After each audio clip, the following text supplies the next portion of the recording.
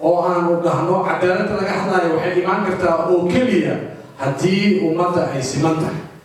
haddii ummadda ay u aragto waddankani inay u wada siman yihiin. haddii taas aysan jirin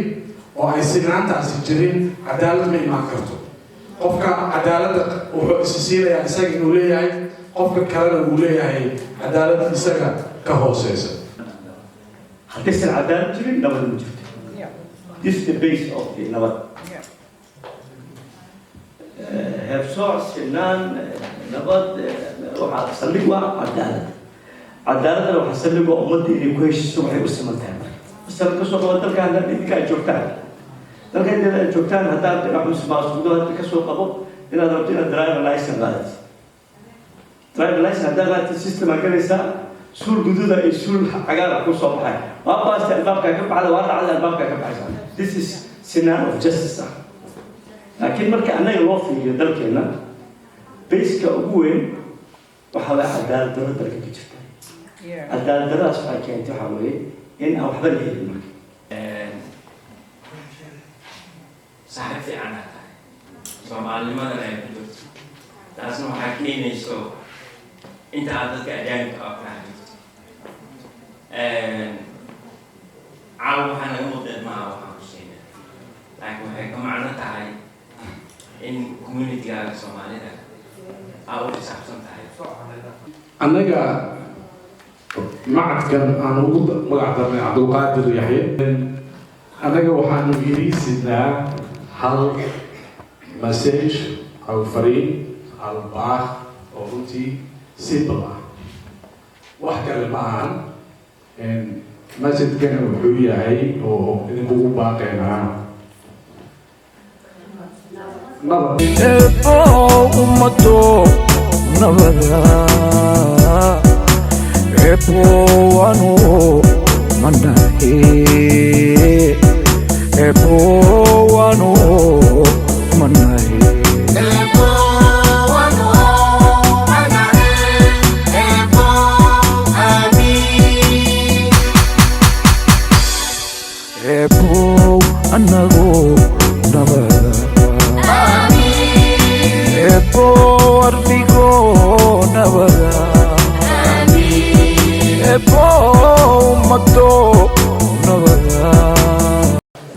بسم الله الرحمن الرحيم. السلام عليكم ورحمة الله وبركاته. دمان مرت شرفتا نانتا عاو ماشي سوتيمي وحن دليه سول وانا وحن أنميت أو عسمان دي كسو جوابتين فيد نبضات والله ترك علي هيدا نبض عبد القادر يحيى وهو مقدرين أدي هذا بقوم سنتين إن كسو جوابتين عسمان دي هيدا يدي في الصيف نعاون روحك قهر لنا وحي هيدو قبطي إن شاء الله بسم الله الكريم وحي مارتي دي هيدو أيدي شيء إن شاء الله بسم الله الكريم وحنقصوا دويني بكر علي أو مدح هيدا ونقابل سن قيبتا تبقلك إيو هجاجينتا أما عدو تقارنان ندرلان لو يقانو توسق هاودر أوديكا اللهم نحريستو عبد القادر يحيى أنا وأن أقول رمتي أو حد علي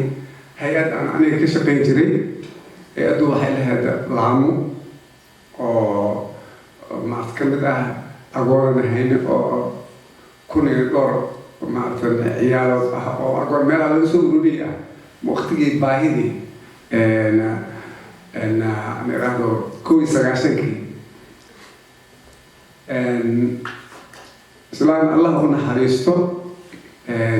وقريوته وكل لبض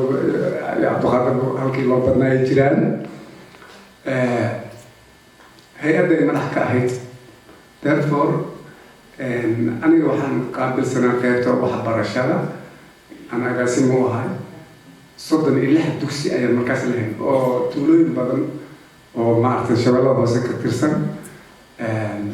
كووين معرفة مكان أكسوق هذا الشارع لود يو حكم لها يقولون يبولا يو جايورو يواجه مشاني جنالي تولين كاس صدق يو له دكسي أي مركز هين أو هو سدحة مركز صلاة سبحان أكسوق بحي oo gurigu soo socdo oo leh ma shaqada su'aal ay soo wacday Allahu naxariistay waxay sheegtay dhiiladaas ay sheegtay in cabdiqaadir yaxya sheekh cali nin la yiraahdo oo maaragtay samafale ahaa aada u fiicnaa oo Soomaaliya meelo badan nabad u tegay gobol aanu tegin male oo maaragtay oo odayaasha usoo hor fariisan oo asagoo nabadda ka hadlaya ma ahayn ay tiri ninkaas nin qabiil ma ahayn sida iyada ay leedahay oo markaas waa mootantahay hadda anaa beeg sheega haddii ay beentay tahay xaqiiqo waa warkaa runtii waxay tiri ninkaasi nin Soomaalinimo baa ku dheehan tahay oo ahaa aada u fiican oo dadaal badan oo in Soomaalida ay midowdo oo maaragtay ay heshiiso ay jeclaan meelo badan oo fariistay wuxuu dhihi jiray ninka qabiilka uu ka dhashay isaga maxaan ku dhahaa ma dooranin ya ilaahay baa maaragtay ka dhaliyay therefore yaan lagu maaragtay mashquul qabiil iyo magaciisi Soomaali baa nahay aan midowno oo maxaan ku dhahaa waddankeena aan maaragtay u shaqeyno ayuu dhihi jiray dadka wuxuu ka jeedin jiray in qori la qaato wuxuu jeclaa in qaranka lagu bedelo oo dadku ay taliyaan oo maaragtay maskaxdooda ay ka taliyaan oo maaragtay ay iska diidaan foolxumada qabiilka iyo lagu dagaalayo marka waxay tiri ninkii isaga ahaa xalay gurigiisa loo dhacay aan lagu dilay marka adeerka waxaad samaysaa dugsiyada fasaxay tiri dugsiyada fasax 3 maalmood maaragtay waxba yaan la dhigan waxaan u maleynayaa caawa akhyaarta meesha noo wada fadhidaa laba waxba uma baahna inaan u sheegno waa midda koowaade cabdiqaadir yaxya ku muuqahaa waa midda labaadee macnaha ay leedahay waxbarashada marka su-aasha isweydiiska mudana waxay tahay talaba baahdan beesha nabadda maxay caawa idinkugu waceen caawa waxaan idinkugu wacnay wax badan aan idinku tuhmaynaa wax badan aan idinku tuhmaynaa dadkii waxgaradka holanaa tihiin waxaan rabnaa ilmo Soomaaliyeed oo aan nagu lahayn na aqoonin oo Soomaalinimo ka hadlayso aqoonin meelaha ka timid iyo waxaa tahay in aan wax barno qof kastoo annaga naga mid ah reerka uu ka dhashay agoonta ee leedahay qaaraana kolka uga qaataan laakiin ilmaha masaakiinta ah oo maxaa la yidhaahdaa danyarta ah dadka u maqan annaga waaye dadka la rabo in ay u dhiidhiyaan ay u istaagaan waa annaga caawa markaan soo socdaan waxaa isweydiinaya waxay tahay xikmadda cabdiqaadir allah u naxariistay ku jirtay hadalladiisa macaanta badnaay marka ila aragtaan war badan ma loo baahnabo macnaheedu waxay tahay Soomaalinimada in aad maaragtay aada ku fikirin ka ku yaqaano ama kan beesha ka dhalato kugu xiga keliya kaalmo kaagama baahneen cid walba Soomaali ayaa kaalmo kaaga baahan qof walbana waxa waaye gacmahooda jiray wax ku gooyaan anaga caawa waxaan idiin wacnay in aad nala qaadaan nala caawisaan networkiina nin saaxiibkaya oo caawa meesha fadhiyo ayaa wuxuu yidhi xuseen saaxiibo waqtigeygu waa yar yahay waxaana waxaa igu soo qortiin diyaar ah markaasa waxaan ku yidhi saaxiibo 114 aqaana ka aqrismaya ka horeysa lacagtaada ma rabo moraalkaaga adoona la soconin waa inaad timaadaa oo aadna tusisaa inaadna garab taagan tahay caawa anaga lacag keliya ma rabno waxaan rabnaa moraalkiina iyo inaad safarkan dheer aan ku jirno inaad nala gashaan waxaan rabaa waxyar kelmadihii cabdiqaadir ku saabsanaa iyo dadkii oo la soo shaqeeyey oo nooga dhawaay sida ay u arkeen iyo aqoonta ay u lahaayeen iyo asiga naftigiisa oo ka hadlaya Soomaalinimada meesha ay ka joogto ayaa rabaa walaalkii Liibaan inuu maaragtay filimka quruxda badan oo isku keen soo aadiyay inuu noo shido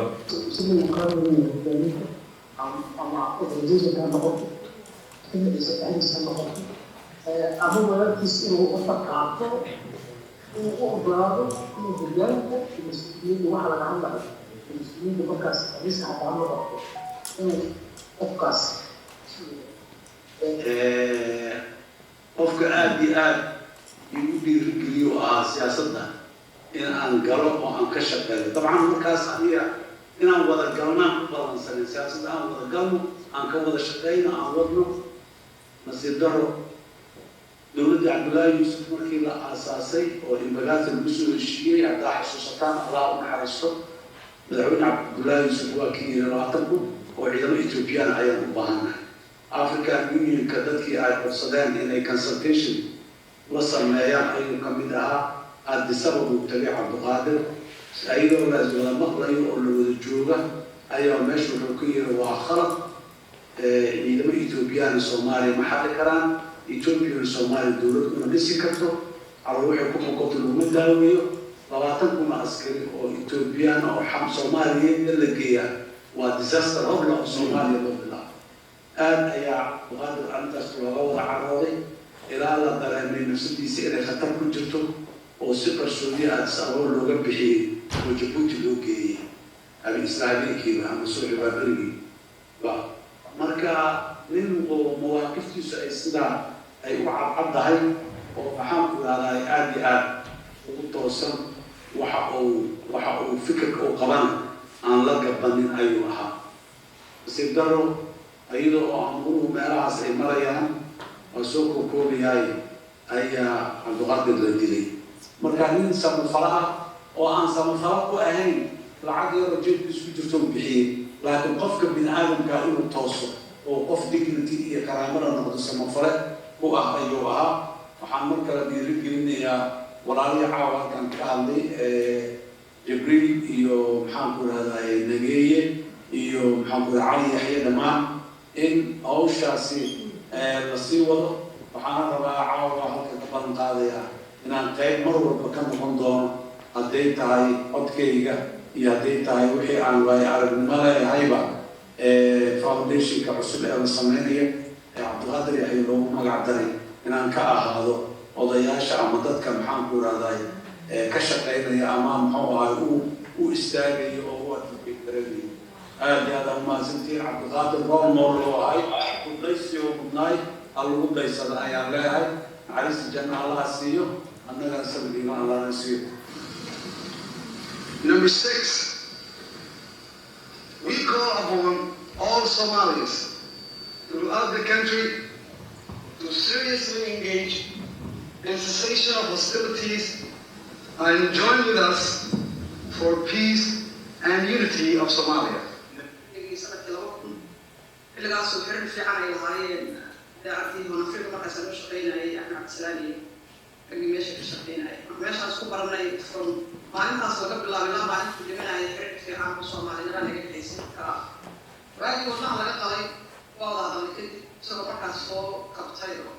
kasoo kacay riradaan dadka ka bogsaday waxa wadana ma dhiman doono marka wadnaha laga qalay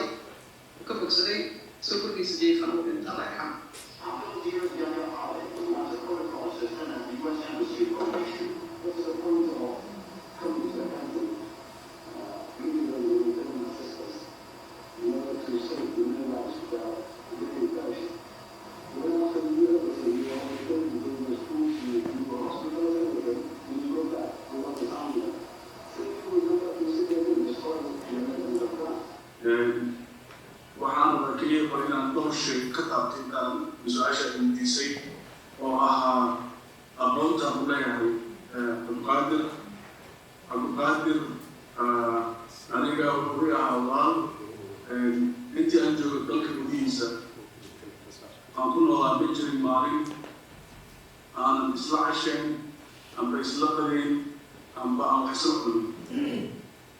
وعي معناها هو أنيقا aabahayna ku dhinta hooyadayna way dhimatay marka muqdisho markaan joogo waalidkii ah saaxiib looga ah marka si qaas ah ayuu nolosheeda saameyn ugu lahaa habeenkii ilaahay subxaana watacaala uu sanayay aniga asaga waxaa qofka ugu dambeeyo qofka ugu horreey loo soo sheegay anigu ahaa wuxuu ahaa marka dareen qaas ah uu leeyahay walaaltinimo qaas ah nolosheeda markaan ka hadlo shaksiyan markaan ka hadlo arrinta la xiriirta aqoonta guud iyo shaqada qabanaya wuxuu ahaa qof mentor ahayo aad waddooyin kala maraya ninkii bixinayo ahaa waa isla soo shaqaynay dhowr shay aan rabaa inaan wixii badnaa hore loo sheego laakiin dhowr shay aan rabaa inaan nala taabto mid waxaa weeyaan cabdiqaadir allah u naxariistee wuxuu ahaa qof aad u naxariis badan waxaan ula jeedaa xaaladda soomaaliya ku jirta xilligaas iyo qofkii ku dhex jiro baa garan karo cabdiqaadir noloshiisa haddii ay soo gasho $50 qofka ugu horreeya ka qaadanaya aad u naxariis badan gaar ahaan dadka jilicsan aad u naxariis badan waxyaabaha aadka aan isleeyahay dadku aysan wax badan ka ogeyn cabdiqaadir waxaan ogahay aniga xasuustaa mushaarkiisa anigaan ogaa mararka qaarkood saraakiisha ciidanka shaqo la-aanteesu qaarkood siin jira laakiin cid xataa u sheegi jira ma jiro marka naxariisan caadi u lahaa wuxuu kula cabdiqaadir lahaa dadku kaga duwanaa dulqaad cali ayaa mushuurida ugu waafaqaaya iyo madaxweyne xasan sheekh iyo cabdi shirdoon cabdiqaadir haddaa lugtiisa goosanaysa hataa mise kaa celinaya qof wuxuu ahaa aad iyo aad ilaah dulqaad u siiye taa marka waxay u sahashay dadkiinu isku wado dhinacyo badan ka keeno wuxuu kaloo ahaa inta hadda laga dhawaajiyo ahaa موقف عبد القادر هو وجه صومالي لمرة من أب مقتدر وعفان كان كي يقف كهبين ما لجوا لا شقيناي وحسوا عمان مسؤول الجيفاي مبادرين كرو وأنا حسوس أشر عن مركي شركي بداية صور الماضي عن السعودية أنا شروا عن بقى من البيس كان أستاذ صومالي بقى من مجال جيبوتي شركي بالسويد shirkaas maadaama asagu dareenkaasi ka qabay waxay wadamada muslimeeya Soomaaliya dhibaato ku hayaan xilligaas Itoobiya ugu horeysay ayuu waxaa wasiirka arrimaha dibadda dalka Itoobiya ayaa wuxuu yiri waxaa la hadlaya ganacsatada cabdiqaadirna meesha ka hadlaya dalka ka hor وقادر waxaa laga codsaday inuu turjumaantii war soo baxay amiin waxay Soomaaliyada waxay ku ahayd waxaan caadi ahayn qof u baadreyn karo taas marka meelaha wiilaahay ku manadiyay ay ka mid ahayd qof mowqif qaadan karo ku dhigi karo aaminsan in Soomaaliyada loo in dadnimada Soomaaliyada la isku hayo in shacabka Soomaaliyeed la isku doono waxay ka ahayd wax mowqif ah waxay ka ahayd wax aaminsan yahay shaqo ma ahayn rabitaan kale kama ahayn habeenka markuu jirto subaxda markuu soo toosto taasuu ku fikiraya taasaa keenta noloshiisa markuu xataa ilaahay subxaana watacaala hoosay dhaqaalo badan kaga tega adduunka ma jirin ki noloshiisa wuxuu geliyey jiritaanka iyo qarnimada Soomaaliyeed inay ka soo baxdo qodobada aan isleeyahay dadku aysan wax badan ka ogeyn muqaadir waxaa kamid ah aqoontu uu leeyahay dhaqanka Soomaaliya dadka Soomaaliyeed waxaan yani magaalo kamida Soomaaliya iyo dal kamida Soomaaliya oo aad tagto cabdiqaadir laga admo waxaad tegaysaa tuulo islaan waxaana garanaysaa cabdiqaadir ku sheegaysa markiisa wuxuu ah qof ilaahay subxaana watacaala inuu siiyey aqoonta dadka Soomaaliga qof kastana ku istaagaya xaqiiqda waxaan xasuustaa magaalada Muqdisho waa uu sida aan ka dhawaajiyay magaalada meesha uu rabo ayuu ka marayay qof kasta uu istaagaya noloshiisa dhowr mar isku dayay dhibaatada gaarsiiyey marka Soomaalinimada iyo aqoonta qofka Soomaaliga iyo dhaqanka Soomaaliga sidoo ayaan caadi ahayn weli way adagtahay xaaladda uu joogo cabdiqaadir kusoo koray ama uu ku jiro xagaalkiisa kale aad bakar dhex joogay soo ka bixi kara dalka waxyaabaha uu qabtay ay kamid ahayd الله ونحن سوالك عن قادر بكي لقري أنا جعل حبوب تكني استدلك أنا جوني دورك ما قليل والله قليل جنيبة وحسوسا عن قادر أصير ولا حنوصل السؤال والمدينة شكل توقع الصومالي كي مريسا مركا وحيوي جبتي قلبك يدرين كيسي كتبتي وحنا arrintaas uu ka dhawaajiyo walaalkay intii kale dadka kale ka dhawaajiyey laakiin cabdiqaadir saddex qodob aas-aas u ahaa oo noloshiisa aada u jeclaa aniga isagaan ka sheekaysan jirnay uu ahaa qalbiga aaminsan qodob u ah cadaalad weliga ayaa wuxuu dhihi jiray dalkan haddayaan cadaalad imaanin dowladnimo soomaaliya imaaka qodobka labaad wuxuu ahaa soomaali waa isdishay qabiilay isku dishay dhibaata isku dishay heshiisiin laga shaqeeyo wuxuu ahaa principal oo aaminsanaa oo ku taagnaa waxaan aaminsanahay dowladnimada soomaaliya maanta aan haysano wuxuu ahaa dadkii lafdabarka u ahaa lafdi uga awgeeyay qodobka saddexaad wuxuu ahaa qodobka sinaanta wuxuu aad iyo aad cabdiqaadir uga soo horjeeday dareenka ah dadku inay kala qaybsan yihiin in qofna la yaso qofna la guuriyo weligiisa lays dareen wuxuu ka qaba aad oo mowqif oo ka qaatay in laga baxo arrintaa 4.5 buu dhigaysay sarix buu dhigaysay marka isku dadkooda markaan soo koobo cabdiqaadir ilaahay subxaana watacaala oofsaday wuxuu ahaa qof waqtigiisa ka horreeyay markii fakarka uu ka hadlayay iyo dareenka ku jira soomaalinimo waxay ahayd mid aad iyo aad u adagta qofka soomaaliga inaa ku heshay waddankana dhowr mar aniga waa xasuustaa aniga iyo familka waa kulan dhowr mar cabdiqaadir dhowr mar aa lagula tegay waddankana ka baxo markasta wuu diidaa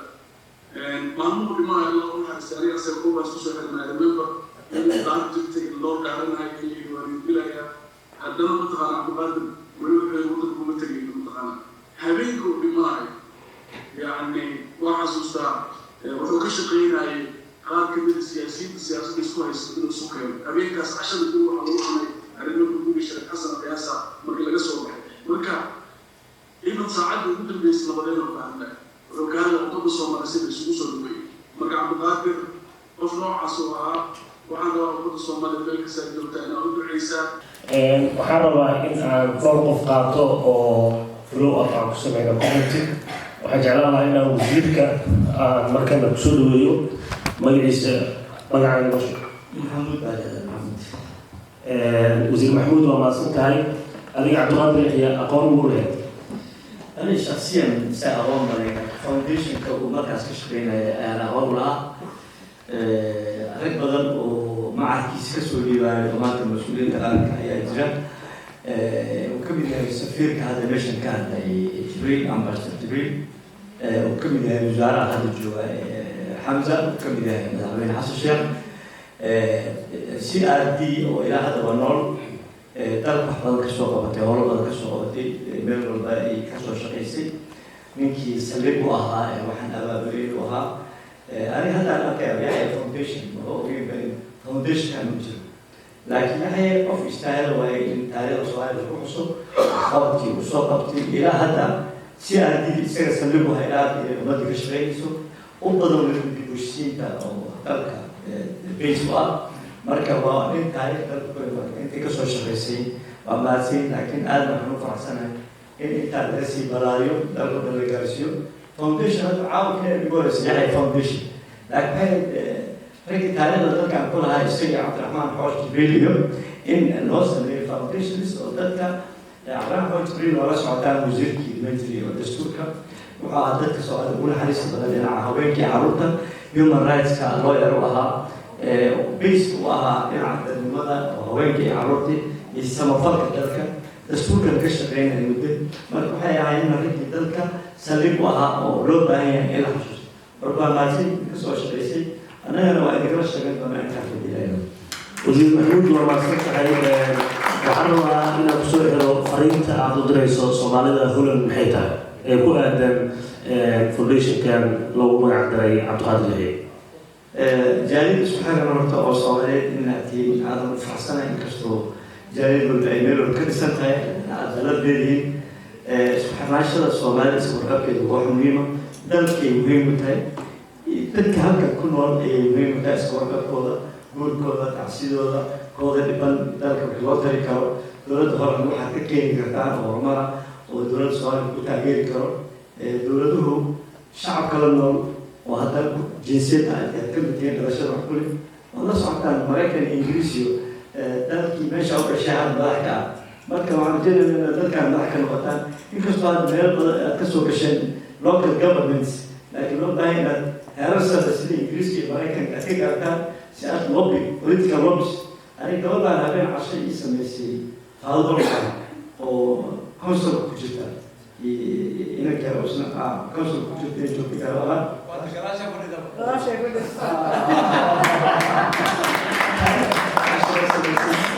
bilow fiican waa councilka ay bilaabeen danhag waxaa lagu sheegay sida dadka ku jira councilka marka bilow fiican waay inaad siyaasadda dowladda gasho si aad dowladda horan uga saacidaan dowladda Soomaaliya baahida ay u qabto in gargaar dhaqaale mid aqooneed iyo mid taageero leen idinka berito sabiib u ah xiriirka Holland iyo Soomaaliya oo ah safiir wanaagsan oo magaalada way joogaan Brussels abisa daartiga iskuulka marka isla aan howlgelin aniga Allah haysta European Union ku jooga passport Soomaaliya European Union ma aqoonsana waxaan kula talinay in European Union passport Soomaaliya visa qabtaan sida Talyaaniga iyo Ruushka iyo Faransiiska laakiin intii kale dadkii Holland iyo wali wada badan marka safiirka waa hawshiisi inuu ku barshadlay dowladda inay passport Soomaaliya aqoonsadaan waa electronic maanta dib loo helo waa heli karaa Soomaaliya field marka taas waxaa kala shaqeysaa safiirka naftiisa in dowladahan dadkii waxaan Holland iyo passport Soomaaliya commission fiican haysiyaa si aanay dadkan ay khayr noqon لكن أبدا عشان سيستم كدولة فاضل يقول كم هنا كشامر وأنا أمرته ميغل كان هنا مريكا كان هنا أما كونغرس كذا ومحن جينا نتدرج بقول كنت كان دراسة كشيء في دول سوالي بيسوال كمان ومحن جينا دراسة كذا سوق شهر بنايل أنا هبينكي قولوا له قاعي ولماي dhalinyarada waddanka ku sugnayd ayaa ka mid ahaa markaas magaalada Buushan joogay meesha lagu dilay kulli Soomaaliya markaas hadda kana ay soo cali kamin gurigiisa meesha ku yaala waa taqaaneen alxamdulillah hawlo badan oo ka soo shaqeeyay oo nabadeynta iyo waxbarashada iyo dad badan oo waddanka wax u soo qabtay ayuu ka mid ahaa dhalinyaro badan oo firfircooneed waan soo dhaweynaa insha Allah waxaan ku dardaarminayaa jaariyadda Holland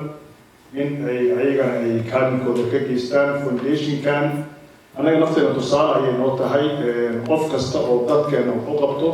inaan mataqaanaa haddii uu dhintan aan garab taagnaano magaciisa aan soo noolayno hadduu nool yahay aan la shaqayno si yacni dadka kale oo ka dambeeya u helaan dhiiradaan runtii intaan Soomaaliya oo isku timid oo waxgaradkeedii ah oo dadkii yacni sida aan qiyaasay magaalooyin badan laga kala yimid نقدر مقالة القدام أيام جونا ولقي دي على نهايبه ولاها كلا مقالة كلا كي من وما سيني مركا وحن سكوت دارمين هنا سير وزير كنا نشيء إن عن كم وقنا جاري الآن ودن كان عن كم وقنا وصومالي عن سكوت حنانو وحول وناك بشرف عن متقنا عن قرب سكوت إن شاء الله كونديشن كامل أرض الأسوأ برميسو iyo wixii tabarucaada iyo wixii howlo ka qaban karina ka qabano aniga nasiib dar Abdulqaadir laakiin walaalkiisaan hol ku bartay Borobi ayaa la dilay eed farafandon shirkeeda anagu joogno oo caliyo wiil yar oo meesha ka istaagay maalintaas runtii dareen kale inay aniga haddana markaan dhaqankiisa iyo waxyaabaha laga sheegay dabeecadiisa arkay waxa waaye boogoy runtii oo aniga ugu reebaa mar walba arkaba waa fadriida noqdaa Allah naxariisto wax kale oo karno dhammaan dadka sharafta leh idinkana aad iyo aad ayaad u salaamantihiin wajiyo badan oo runtii aan isnaqaan oo muddo aanan is arkin ayaa iga muuqda meesha marka dadkii labeenta ahay waa joogaan caawa aad aad u mahadsantiin dhammaantiin horta Cabdiqaadir Sheekh Yaxye ilaahay ha u naxariisto naxariistii janno Allah ka siiyo marka koowaad bal aan faataxada u marno maanta macaawa naga hooseeya faatax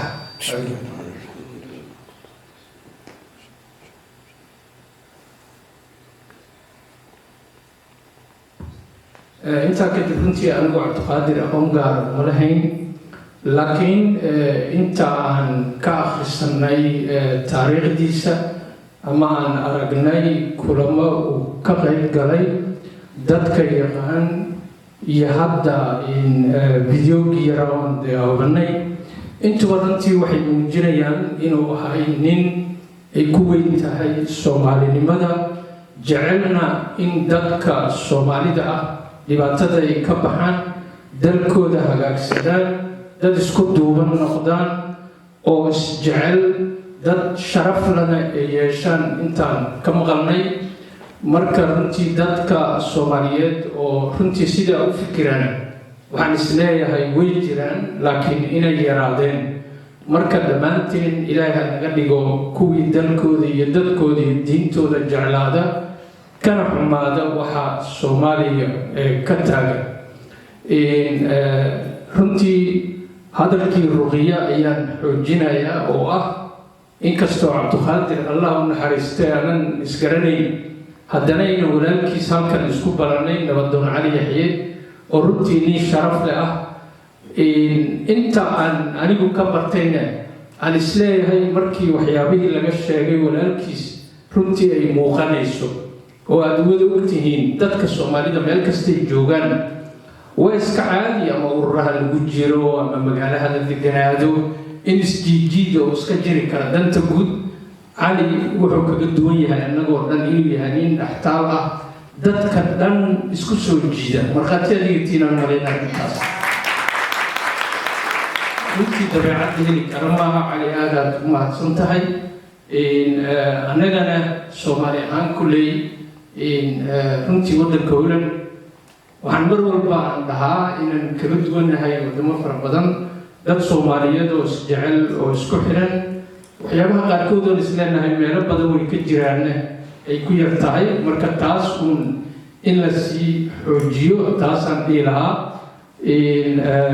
waayadii hore waddanka markii ay daarad iyo roobab ka dhacaan waa loo gurma jiray laakiin hadda meel wax laga qabta ma laha waddankii oo dhan waad aragteen biyaa qaaday marka waxaan dhihi lahay de qof walba meeshii uu ka gaaro wixii qaban kara ha qabto hadalkayga waxaan kusoo gabagabayn lahaa anigu waxaan jecelahay wadajirkii midnimada waxaan leenahay dalle guud oo la yidhaha ifsan in lala shaqeeyana aadaan u jeclaan lahaa iyadoo ay noo noqoto mid aan ku hirino waa mahadsanti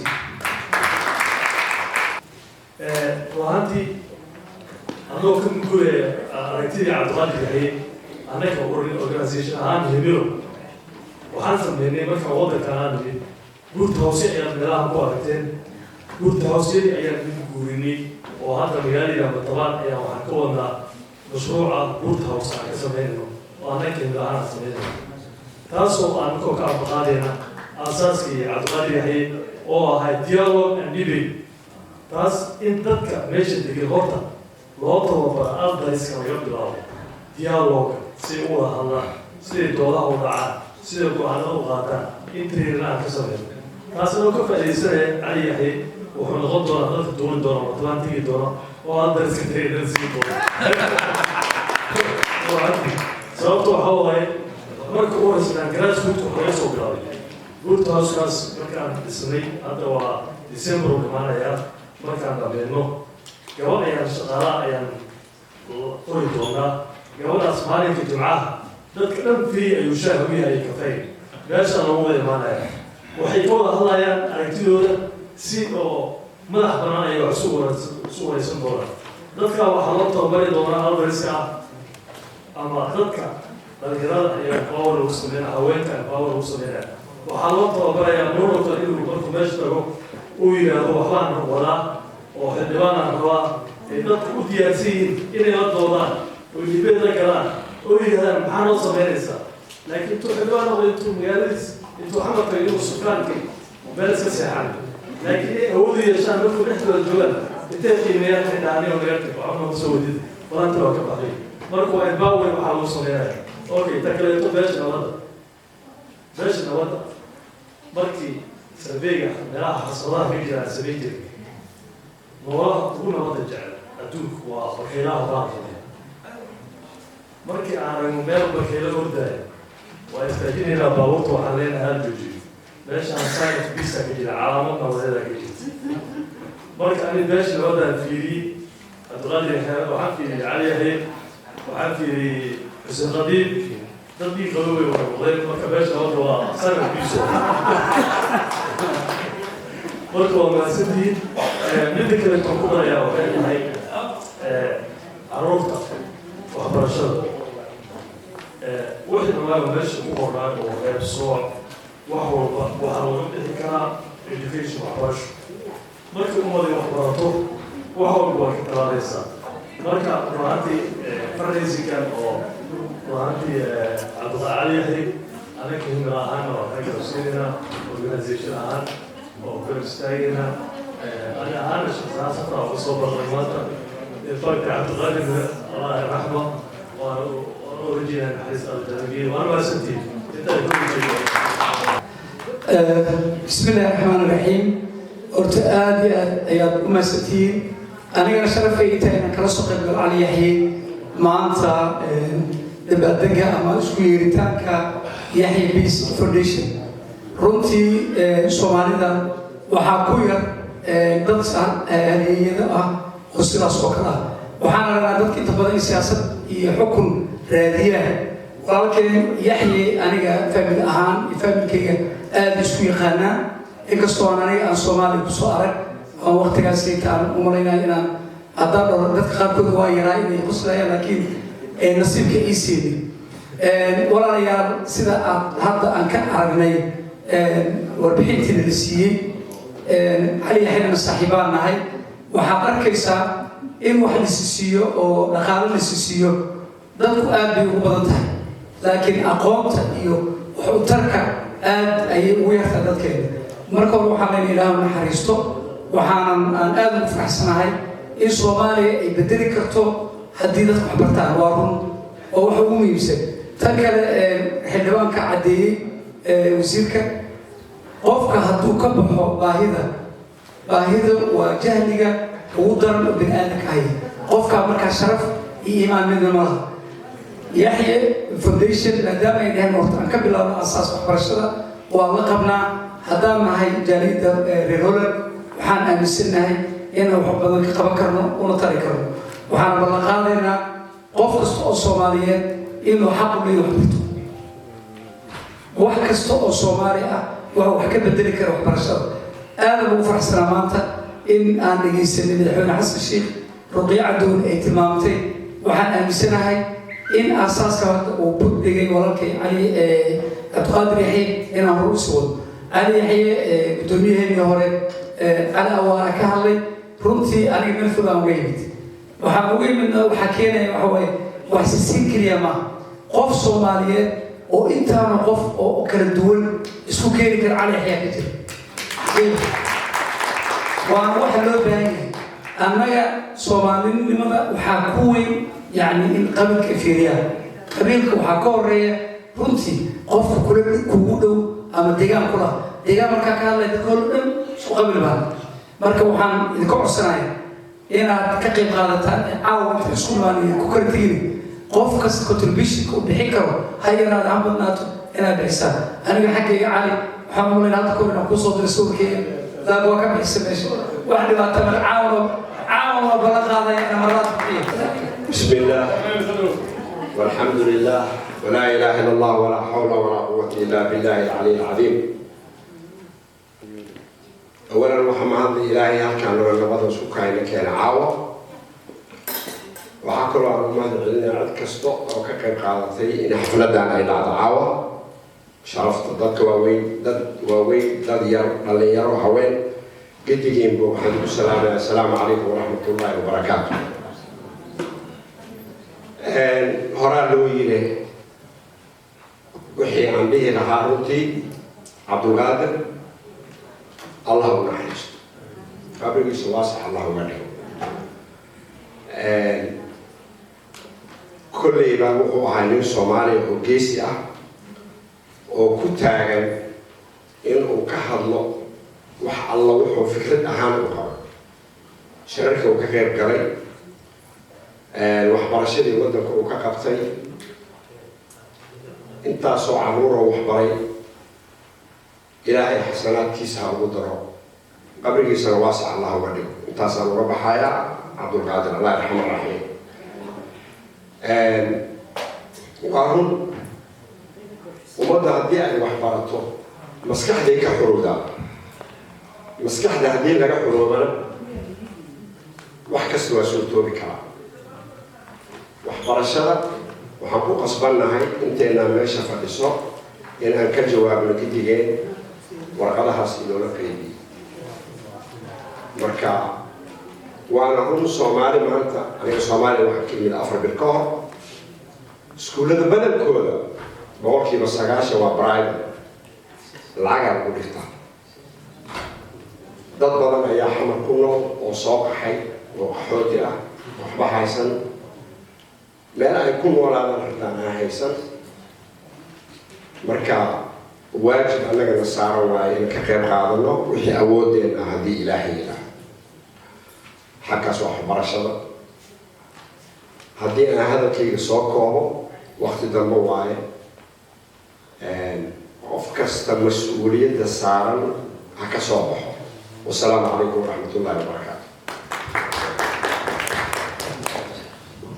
بسم الله الرحمن الرحيم الحمد لله والصلاة والسلام على رسول الله أما بعد marka hore waxaan mahadcelinayaa sidii walaalay igu horreysay marti sharafta khiyaarta waxgarad halkaan isugu yimid kasoo qaybgalka ay kasoo qaybgaleen walaalkeen cabdiqaadir yaxye barnaamijkan iyo magaca weyn oo loo sameynayo aada u mahadsantiin kuma dheeranayo aniga cabdiqaadir taariikhdiisa wuxuu ahaa nin walaal ah nin dadko dhan ay jecel yihiin runtii cabdiqaadir wuxuu ku dhex noolaa magaalada muqdisho oo xaaladeedu aad ay u xun tahay isagoo awoodi karay runtii inuu helo staff sida dadka badan ay lahaayeen oo maaragtay islaalin jireen haddana wuxuu ka doorbiday inuu asagoo maaragtay qof aad ah shacaba inuu magaalada meesha doono kaga noolaado ciduu doono la kulmo siyaasadana qayb ka ahaa dadka soo dhaweynta qayb ka ahaa runtii dowladnimada hadda noo yagleelan iyo waxaa lagu soo gaaran waxay ahayd dialogan hadda maaragtay muddo laga soo shaqeynayay hay-adiisa iyo dadku inay wada hadli kareen inay dadku mataqaanaa ay doodi kareen taas waxay keentay marka inaan soo dhismaynay oo meesha hadda aan joogno aan soo gaarnay runtii waxaan rabaa inaan hoosta ka xariiqo hadalkii walaasheen ay sheegtay ama rubiyi sheegtay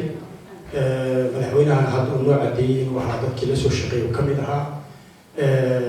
runtii maanta wixii uusan xasan cabdiqaadir uusan ku xasuusan ugu qaban u malayn maayo madax kale inay qaban doonaan sababtoo dadkii la soo shaqeeya maanta belalka saaran mas-uuliyiin ah dareemaayo ogna marka runtii waxaan ta'kiidinayaa in dadka qiimaha leh ee bulshada wax usoo qabtay inaan la iloobin bacdalgeerida kadib inaan la iloobin ee la xuso taasna waxay u fiican tahay dhiirigelinaysaa dadka dhalinyarada ah hadda ku howlan inay dadkooda wax u qabtaan intaas marto ka dhihi lahaa cabdiqaadir tan kale waxbarashada waa muhiim dadkaas agoonta ah ama masaakiinta waxbarashada aan haysan dadka u maqneen in laga qayb qaato oo maaragtay haddii uu qofku awoodo xataa waa ogahay qof walba dad uu macnaha caawiya ama garab taagan yahay ama reer uu biila laakiin qof aan qofna u maqneen haddii uu waxbaro runtii ilaahay baa ka ajirsiinayo arrintaasna hoostan ka xariiqa ayadana maaragtay inaan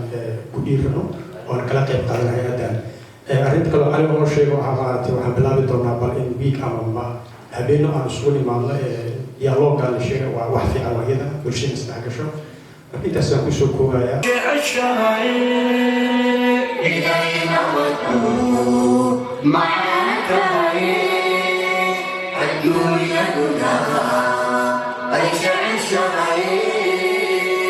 أميونا ونور ياي إلا دوروا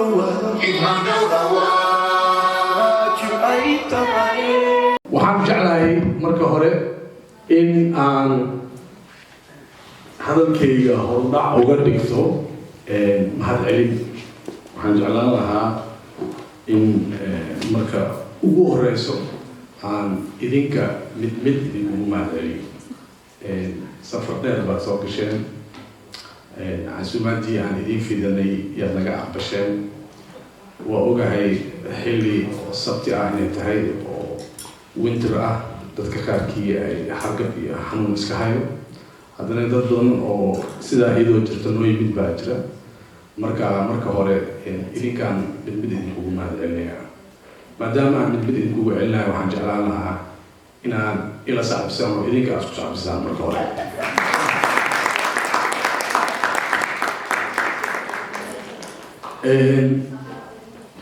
waxaan kale oo rabaa inaan u mahadceliyo dhowr shaksi oo aan isleeyahay caawa mahadcelin khaas ah ay naga mudan yihiin. waxaan u mahadcelinayaa nin dhalinyaro ah oo runtii aada u gacan macaan oo caawa dhanka fanka iyo suugaanta la daadihin doona. waxaan jeclahay inaan u sacbino oo isagana istaago DJ Nagey.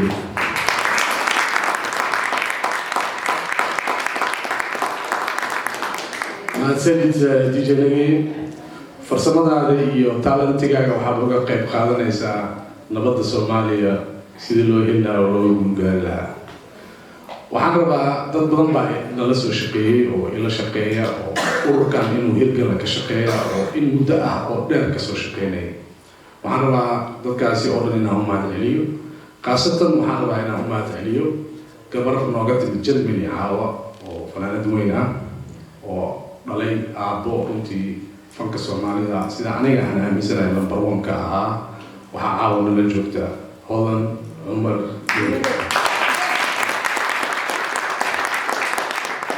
waxaan rajeynayaa hadhow inay alkoo heesay nagu tuurto oo naga diidinaya. idinkana runtii mar kale aada mahadsantihiin. annaga macadkan aan ugu magac darnay Cabdulqaadir Yaxye, annaga waxaanu yiriisinaa hal message, hal fariin, hal baaq oo runtii simple ah. wax kale ma ahan.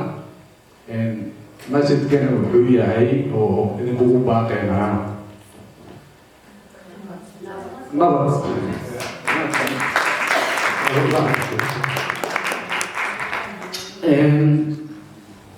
dhowr mar baan caawa waxaan kusoo noqon doonaa ereygaasi nabadda aan ka hadli doono. annaga markaa fiirsid dadka Soomaalida 30 sano ee lasoo dhaafay ama ka badan baa dagaalada sukeeyay ay socdeen. hal arrin bay baahi u qabeen. halka arrin ay baahi u qabaan anaga dhan koonka naga ku wadaysaa waxay tahay nabadda. baahidaas oo nabadda ah waxaa moodaa in waqti dheer aan si nabad ah lagu raadinin oo siyaabo kale wajiyo kale loo maray oo badanaa dhinaca qoriga iyo balteriga la isticmaalaya iyo awoodda. muhiim ah in aan isla wada ogaano in barnaamijkaas uu noqon doono barnaamij qaybta ugu weyn ay tahay dhaqanka iyo integrationka. baahidaas ayaa waxay keentay in aan Somali Week aan ka fikirno Somali Peace Weekend. waxaan qiyaasaynaa waqtiga bisha May inaan barnaamijkaas soo bandhigi doono. waxaana kasoo wada shaqeyn doona tiimkan inta wada taagan. haddana waxaan soo gaaray momentiga aan sugaynay ee aan jecleen in walaalkeen Saalax shaqada badan ee uu nala garab taagan yahay dhiirigelinta aan ku abaalmarino. waxaan abaalmarinayso oo mikrofoonkan u dhiibayaa oo caawa dhan indhahaysa iga ilaalin Hodan Cumar Dhoole.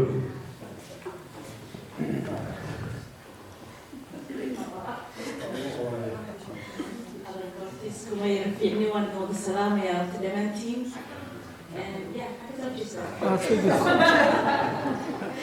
horta waxaa farxad weliya caawa inaan joogo oon qaybna ka ahay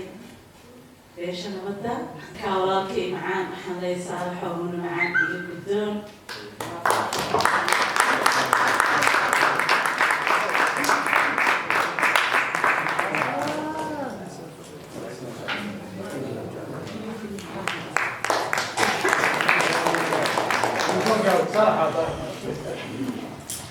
Okay, Ali iyo gruubkan aad u mahadsantihiin.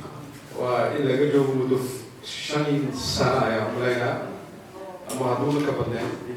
8 sano ayaa laga fiican. waxaan qabsanay barnaamij la dhahay Muqdisho Blues. waxaan suubiyey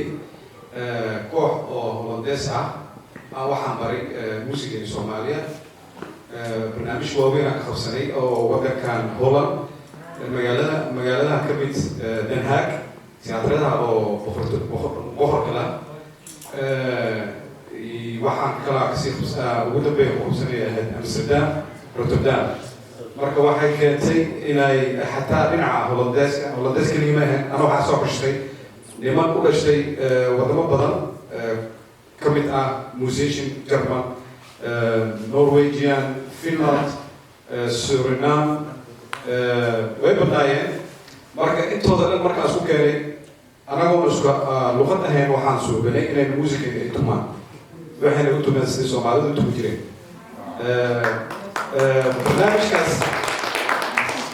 barnaamijkaas ilaa ay hadda nimankaan la shaqeeyi jiray tiyaatarada ugu waaweyn ay dhahaan goormaan ugu soo laabi doontaan marka mar walba waa dhihi jiray in aan suubino barnaamij sida u waaweyn ah musically maaha waxaa rabnaa hidaha dhaqankeena oo dhinac walba Soomaali ay ka timaado inaan soo dabaaldhig aan u suubino hadday naqato xagga cultureka hadday naqato xagga oo hidaha dhaqanka ilo badanaa jiraan maqlay oo ciyaarta haddii la dhaho ciyaar oo kala gedisanaa jiro marka insha Allah waa siday sheegeen ana surprise ay ku tahay next year May aan dhaadeen aniga ugu yaraan 2 sano koraan suubiya marka waa inaan sida ugu dhaqso badano oo aan u helno oo anagoo wada shaqeynayno tiyaatarada ugu weyn maadaama waxay ku muhiimsan tahay aniga waxaan rabaa mid oo weyn ah oo xataa dhinac walba oo holodees markay madaxdaan okay hal maalin kaliya maaha weekendigaas waxaan rabaa inaan tusin dadkaan nahay meeshaan ka nimid iyo waxaan qabno marka waa mahadsantihiin saaxiib fiican aad tahay Soomaalinimadan ay ku jirto taasna waxaa keenayso inta aad dadka ajaanibka ah ka hayso caawa waxaa naga muuqdeed maaha waxaan ku sheegay laakiin waxay ka macno tahay in communitygaaga Soomaalida aa u xisaabsan tahay anaga saaxiibaa nala tahay waa isla soconaa laakiin wajiib badan oo caawa meeshaan fadhiya oo aan aqoon ku leenahay waa ogahay in aad u xisood badanaa tahay ma jeclid in maaragtay aan dhaftiga adiga ay kugu socoto waxaan ku leenahay walaalkeen waa mahadsan tahay dadaalka aan nala taagan tahay mar walbo laakiin faanoon fare kuma qodno marka hami badan aan ugu jiro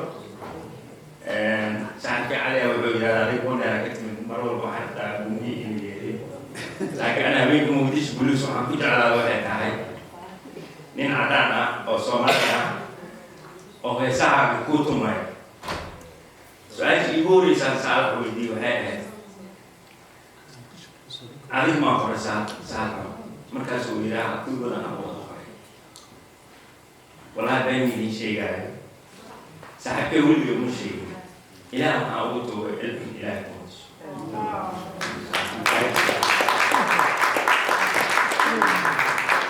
anagoo nabada eebbo ardig